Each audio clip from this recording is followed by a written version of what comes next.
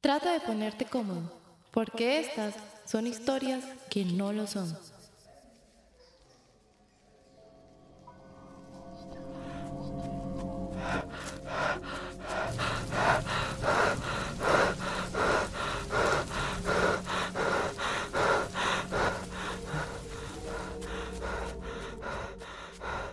Más allá de lo que vemos, está lo que solo podemos escuchar en las zonas más oscuras de la ciudad, a las que nadie quiere entrar.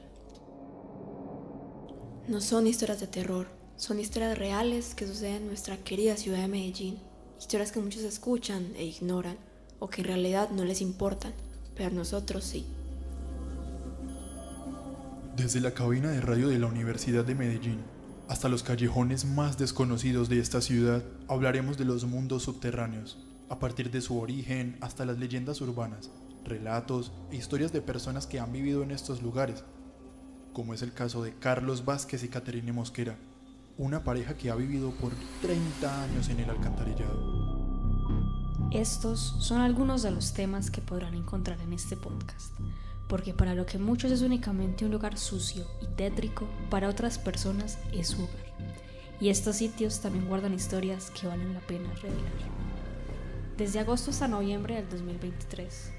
Jacobo Arroyave, Brittany Iglesia, María José Mazo y María Paulina Garzón hablaremos de lo que pocos se atreven a investigar.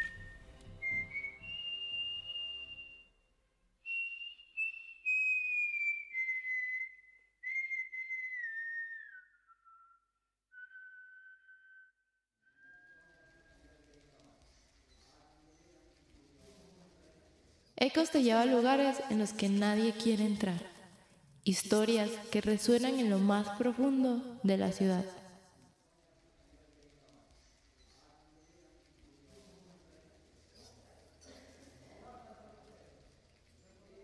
La ficción que escucharán a continuación está inspirada en la historia real de una pareja que vivió en el alcantarillado de la ciudad de Medellín. Por respeto a la privacidad de los individuos, su identidad no será revelada. Dicho esto, acomódense y viajen con nosotros en este nuevo relato de Ecos, Sonidos de Penumbra.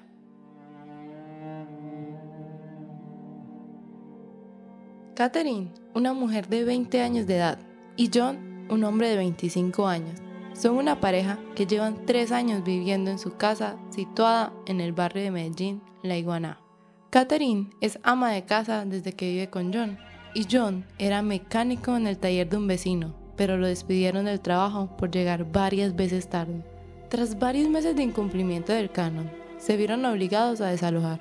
Tras intentos fallidos por buscar trabajo, dinero o lugar para quedarse, el tiempo no les fue suficiente, y una noche fueron desalojados a la fuerza. Por favor, no nos puede hacer esto. Tenían todas sus cosas afuera, o bueno, una cama y un par de cajas con ropa, medicina y productos de limpieza. Dejaron sus cosas ahí en la calle mientras caminaban por el sector y buscaban lugar para al menos encontrar refugio hasta el día siguiente. A John se le ocurrió la idea de ir donde su antiguo jefe para pasar la noche. Este vive cerca de la quebrada de La Iguaná. En su trayecto, una fuerte tormenta se tomó el sector, por lo que Catherine y John se apresuraron más en la búsqueda de techo. Tocaron y tocaron la puerta del jefe, sin respuesta alguna.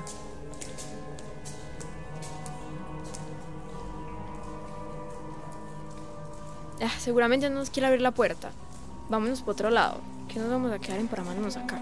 Sí, no hay de otra. Ven que nos podemos meter ahí al fondo como en ese túnel, por lo menos mientras campa este aguacero. Yo sé que no es como lo mejorcito, pero pues Cate toca. Vamos pues. Cate, cuidado ahí se cae, ojo, ojo con esa piedra. Eso. Cuidado ahí. Vamos. Bueno, Cate, si quieres siéntese ahí que está como limpio, que ya en esto además que escapa. Esto es demasiado humillante.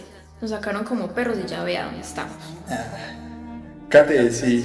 Pues no es como un lugar muy limpio y toda la cosa, pero es que vea que... Es cochino, asqueroso, huele horrible. Esto da pena, es que es el colmo. Es una basura como nos ha tratado la vida. Encima este frío que está haciendo nos vamos a congelar. Kate, vení, si querés nos metemos más, que si está haciendo mucho frío. Esto va para algo, mejor como ver qué es esto, por si las moscas. Ahora nos quejamos de lo que nos tengamos que quejar.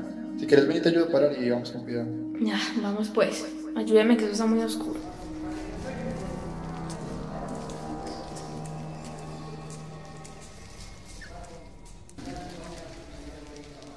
John y Catherine se adentraron en el oscuro túnel, aún sin saber que se encontraban en una de las alcantarillas más grandes, peligrosas y con una historia que sería una gran sorpresa para ellos.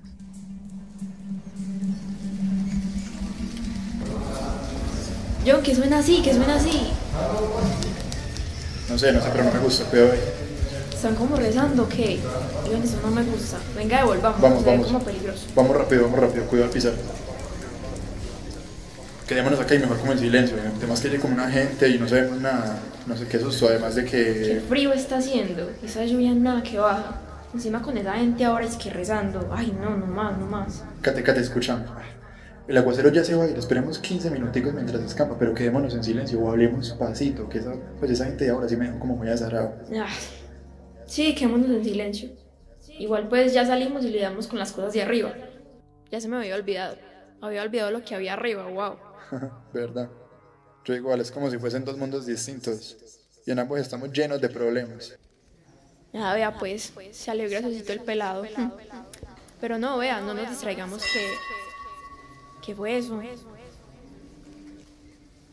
Uy, ¿también lo escuchas? John, ¿qué está sonando así? ¿Qué suena así? Párate ahí. ¿Quién está ahí? ¿Quién es? John, tengo mucho miedo. Cuidado ahí, Kate, cuidado. ¿Quién es? ¿Quién está ahí? ¿Quién está ahí? Damos por finalizado el relato. Esperamos que hayan disfrutado del primer episodio de Sonidos de Penumbra. Para seguir conociendo qué pasará con John y Catherine, los invitamos a escuchar el segundo episodio ahora disponible en Spotify. Y recuerden, cuidado donde pisas. Quizás ahí abajo hay un mundo desconocido. Permite conectar tus oídos y tu cuerpo en lo profundo de la oscuridad.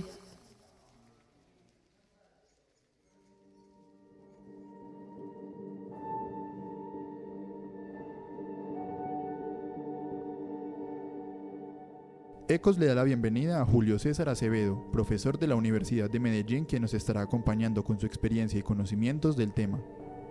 En este primer capítulo de Ecos exploramos el concepto de los alcantarillados como un lugar de habitabilidad, no el adecuado, pero sí uno que existe en la ciudad. Profe, ¿cómo estás? ¿Cómo te encuentras? Bien, Mazo, llevando las cosas con calma. Bueno, me alegra mucho, profe. Te queríamos como preguntar qué conocimientos tenías acerca de estas zonas marginadas y comunidades vulnerables de Medellín.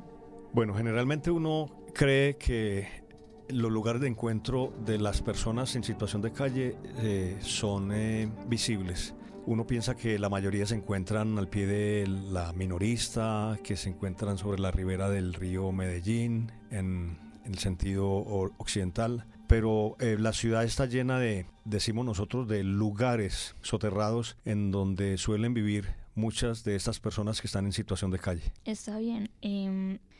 Desde tu experiencia, ¿cuáles crees que han sido las problemáticas más apremiantes que has observado en las zonas marginadas de Medellín? Bueno, generalmente uno ve mucho consumo de droga, mucha acumulación de basura, hay venta y tráfico de estupefacientes, hay quema de material plástico generalmente para extraer el alambre, acumulación de cartón, de bolsa, de latas. Generalmente es el tipo de producto basura, entre comillas, que utilizan este tipo de habitantes para poder obtener un mínimo de dinero con el cual luego consumen o compran la droga. La mayoría de las veces es para el consumo de la droga, muy pocas veces para el consumo de o compra o adquisición de alimentos. Ellos prefieren mejor consumir la droga que tener el alimento. ¿Tienes alguna experiencia o anécdota que haya como impactado o cambiado tu perspectiva de estas comunidades? Bueno, como cambiar la perspectiva, no, pero sí he visto lugares aquí en Medellín tradicionalmente muy reconocidos de habitantes de calle que han vivido en soterrados. El caso más conocido y particularmente llamativo es aquí en la 30, descendiendo de la Universidad de Medellín, en el cruce con la calle 70. Abajo del puente solía vivir una familia prácticamente Ellos tuvieron bastante visibilidad durante mucho tiempo porque no solamente vivieron allí, sino que tenían unas condiciones de presentación, de cuidado muy esmerado del lugar donde ellos vivían. A pesar de que era un lugar debajo de un puente, expuesto constantemente a los olores y a las crecidas súbitas, pues esta gente vivían en condiciones admirables, diría uno, admirables porque la presentación del lugar era bastante bonito. O sea, barrían, tenían aseadas las cosas, tenían las camas tendidas, pero no dejaban de vivir en un lugar pues que era evidentemente inhumano, dadas las condiciones de la ciudad. Ok, desde tu perspectiva, ¿cuáles consideras que son las principales causas de la marginalización en Medellín? Bueno, yo digo que hay una parte que es estructural y sistemática, que tiene que ver con las condiciones de miseria y de injusticia social por una política de redistribución muy injusta aquí en Colombia.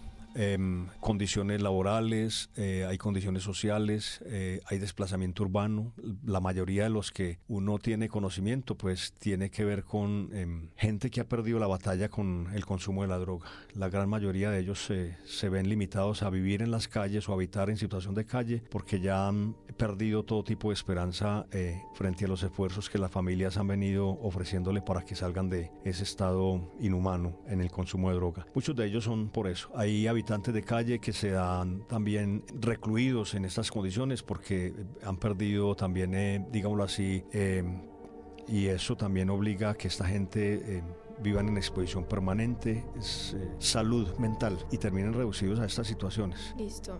Según eso, ¿cómo evalúas el papel de la educación en la transformación de estas comunidades y la reducción de la desigualdad? Habría que hablar de educación y habría que hablar de reeducación. La educación en Colombia, digamos que frente a las dinámicas y proyectos y objetivos de desarrollo mundial, digamos que responde en cierta medida a las condiciones de exigencia interna, pero vista de cara a las dinámicas y exigencias en el ámbito internacional, nuestro sistema educativo sigue siendo muy débil. Tiene muy buen proyecto en la ley, en la propuesta, en el escenario ideal, pero en las prácticas la educación en Colombia o la práctica de la educación en Colombia no responde realmente a las exigencias sensibles que presenta la población. Podríamos decir que se nos capacita y se nos orienta frente al manejo pertinente, entre comillas, de ciertos conocimientos, pero no se nos advierte frente a la necesidad de fortalecer condiciones emocionales, psíquicas y espirituales ante los embates o las exigencias o los problemas de la vida cotidiana. Entonces yo diría que podemos estar siendo bien atendidos desde distintas instancias y dinámicas del aula, pero eso no responde realmente a las enormes debilidades que tiene el ser humano hoy en día en materia emocional. ¿Qué cambios a nivel gubernamental o político consideran necesarios para abordar de manera efectiva la problemática de las zonas marginadas? Yo creo que ese es un trabajo interinstitucional. Eso no tiene que ver solamente con un proyecto de ley o con una resolución. Tiene que ver con un trabajo mancomunado por parte de las organizaciones públicas y las organizaciones privadas que velen y respondan de manera comprometida por responsabilidad social frente a las exigencias de la construcción de la nueva sociedad. Si hablamos de educación desde temprana edad, hablamos de la necesidad de vincular a estos jóvenes, a estos niños, a estos individuos, a estos sujetos, hombres y mujeres, para que respondan de manera consciente a los problemas de la sociedad, pero también para que se hagan fuertemente comprometidos consigo mismos en torno a la posibilidad de satisfacer, de cumplir de sus retos personales. Muchísimas gracias por responder esas preguntas. Para nosotros es muy útil que desde tu experiencia y tus conocimientos nos puedas como ayudar a profundizar la investigación que llevamos haciendo todo el semestre. Gracias por tu tiempo. Es un tema del cual se puede hablar mucho. Sí, es verdad, sí. Es muy amplio. Y por ejemplo el tema de la 30, cuando tú decías que era gente que a pesar de tener las condiciones de vivir bajo un puente y bajo zonas como... Sí, que no están hechas para que una persona viva ahí, sabían adaptarse. Pero es que ya la adaptabilidad ya depende de otras circunstancias. El individuo es un animal muy inclinado a favorecer ciertas condiciones de adaptabilidad, siempre y cuando el entorno lo exija, ¿cierto? Por mecanismo adaptativo nosotros por vía racional nos adaptamos a muchas circunstancias. Lo que pasa es que cuando ya por condiciones de negación de un individuo, una persona de estas, y cuando hablo de negación, no hablo solamente de factores sociales o factores económicos o ideológicos, sino ya de disposición personal y psicológica. Cuando ya usted se cierra a las posibilidades de acceder a otro tipo de vida, usted tiene que recurrir a lo más inmediato. En este caso es habitar en la calle. Habitar la calle es un riesgo. Una cosa es el turista que pasea por la calle, que transita por la calle, que recorre la ciudad bajo una perspectiva de reconocimiento, pero estas personas ya no lo hacen por esa razón, lo hacen simple y llanamente como medio de subsistencia. Es muy indigno ver que un habitante de la calle utiliza el agua putrefacta de una cañada para bañarse o para medio asearse. Uno dice, pero ¿qué diablos estamos haciendo con esto? La ciudad provee recursos para atender este tipo de personas, pero hay personas, yo conozco muchos casos de individuos, habitantes de la calle, que no acceden a este tipo de servicio que ofrece la ciudad, ¿cierto? Puede que porque no sepan tampoco. Claro, hace muchos años dos personas que conocí maravillosas vivieron mucho tiempo debajo de un puente en Bogotá y finalmente terminaron viviendo aquí en Medellín, construyeron su casa, tuvieron sus hijos y una de sus nietas estuvo aquí en la Universidad de Medellín, es egresada nuestra, y nos contó la historia y uno dice, pero ¿cómo es posible que alguien después de vivir tan trágicamente una vida bajo estas condiciones sea capaz de salir adelante?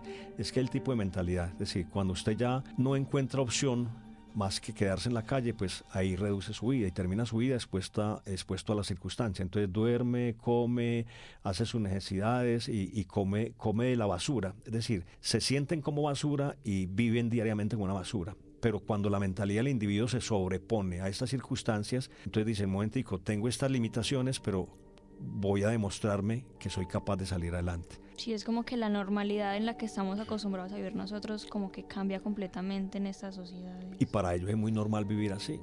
Muy Exacto. Normal. Es el problema, en reducir la vida a una perspectiva de la normalidad. Cuando la norma le obliga a uno a salir adelante o sacar adelante los proyectos, ser capaz de enfrentarse, ser capaz de enfrentar el mundo, ser capaz de enfrentar los problemas, de darle solución a los problemas. Pero hay gente que no, hay gente que ya es tan grande, tan enorme su debilidad que se condiciona simple y llanamente a vivir bajo esas circunstancias. No sé si has escuchado alguna vez que se ha estado rumoreando mucho en redes sociales, especialmente entre jóvenes, que pues existe como esas comunidades subterráneas en donde aparentemente estas personas están acostumbradas a comer carne humana, por ejemplo. ¿Tú consideras que eso es un mito? Eso sí es un mito, pero no está distante de lo que la literatura universal nos ha mostrado ya en varias ocasiones, ¿cierto? Pues es un mito, pero yo creo que bajo ciertas condiciones y bajo ciertas exigencias, ciertas comunidades o grupos humanos han tenido que vivir y someterse a limitadas exigencias, y no es extraño que muchos a lo largo de la historia muchos o pequeños grupos o comunidades hayan tenido que, digamos, sacrificar varias condiciones y sacrificarse a sí mismo para poder garantizar. Sí, claro, es que sí. Creo que si ante las necesidades uno se ve obligado a renunciar a ciertas condiciones, a ciertas normas, a ciertos valores o a cierta moral, pues lo hace. Y para sobrevivir, creo que no es extraño que algún hombre tenga que matar o sacrificar al otro para hacerlo. Yo creo que es algo que de cierta forma como que es un duelo muy difícil moral, porque es difícil de juzgar pues que una persona haga eso como por necesidad, porque le toca. Sí, pero hay una renuncia moral en ello. Es decir, mire, una cosa es que usted lo haga para sobrevivir, porque se justifica. Entonces usted va a justificar la pérdida menor, y la pérdida menor para este caso sería el tener que sacrificar a un animal, a un cerdo, a una vaca, a un ternero o finalmente a un ser humano. Y ha habido en la historia referencias de que parte de la humanidad sobrevivió consumiendo carne humana. Listo. Eso lo hacemos en términos de la necesidad. Pero justificar, por ejemplo, la muerte del otro ya implica una reflexión ética. Justificar la existencia de un habitante de calle es una reflexión que implica aspectos de la organización social, de la política, de la ideología, pero también de las maneras como nosotros actuamos o interactuamos en la sociedad. Es decir, muchas de esas personas que viven en situación de calle a veces han sido obligadas a estar en la calle bajo ciertas circunstancias. Entonces el asunto a veces no depende de quién vive en la calle, también depende de la organización social. Nosotros hablamos de gente habitante de calle en Colombia, pero si usted va a Estados Unidos hay gente habitante de calle en Estados Unidos. Entonces uno dice, pero si Estados Unidos es una potencia, ¿por qué tienen que haber gente? Porque hay sí personas también que han perdido la batalla en otras circunstancias. Es decir, uno ve habitantes de calle en Estados Unidos porque lo han perdido todo. o porque han perdido la batalla también con la droga, o porque han perdido la batalla también con el alcohol, o porque han sido despedidos de sus trabajos y no tienen cómo, en fin, hay muchas circunstancias, muchas razones que llevan a que un individuo, una persona, hombre o mujer, termine finalmente en situación de calle. Pero aquí la recurrencia es que la gran mayoría de los que vemos en situación de calle tienen una razón, y esa razón es que pierden su batalla por el consumo de la droga.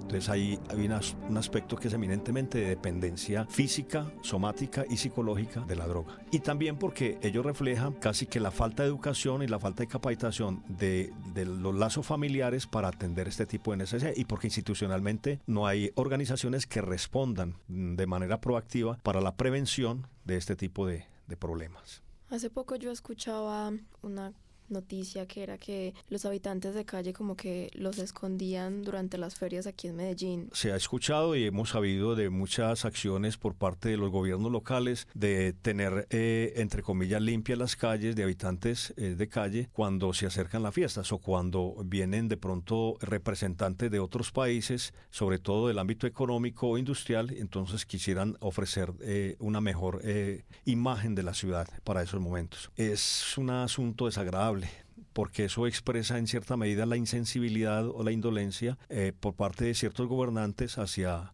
estas personas que viven en estas situaciones. Bueno, yo creo que nos queda como una reflexión muy importante pues con esta entrevista acerca de los habitantes de calle y todas las zonas marginadas de Medellín. Entonces, muchísimas gracias por ayudarnos con este tema, muchas gracias por brindarnos tus conocimientos. Bueno, hasta luego. Muchas gracias por escuchar este episodio de Ecos. Nos vemos en la próxima.